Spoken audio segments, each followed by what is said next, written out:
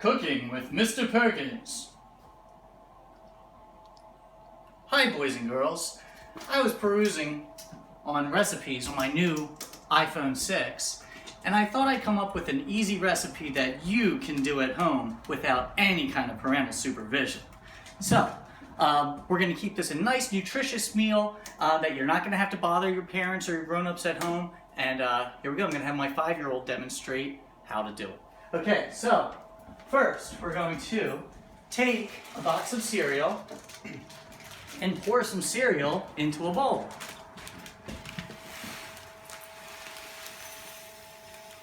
Perfect. Oh, I like how she put it right back into the box too. Now, we're going to add some milk.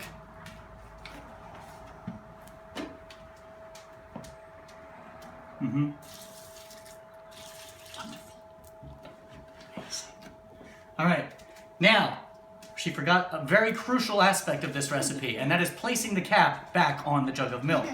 Now, you can enjoy your meal. And that's all from Cooking with Mr. Perkins.